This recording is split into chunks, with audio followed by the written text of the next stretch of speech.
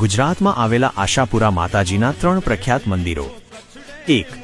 માતાનો મઢ, કચ્છ। આશરે 1500 વર્ષ પહેલા મારવાડના દેવચંદ વાણિયાને સંતાન નહોતું, પરંતુ તેઓ માતા અંબાના પરમ ભક્ત હતા।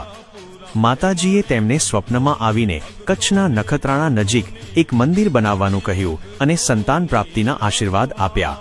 દેવચંદ વાણિયાએ સૌપ્રથમ હાલના માતાના મઢ મંદિરનું નિર્માણ કરાવ્યું।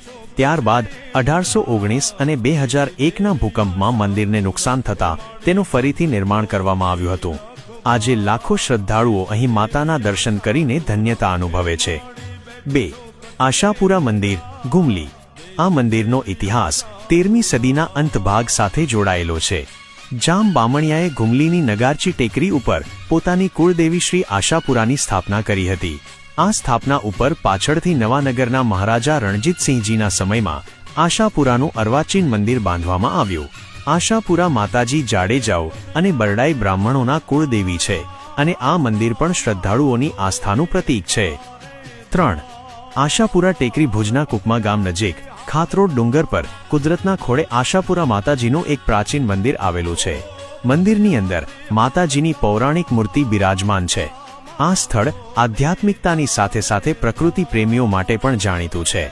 અહીં આવતા શ્રદ્ધાળુઓને કુદરત અને માતાજી બંનેનો અદ્ભુત અનુભવ થાય છે, જેથી આ મંદિર લાખો લોકોની આસ્થાનું કેન્દ્ર બન્યું છે।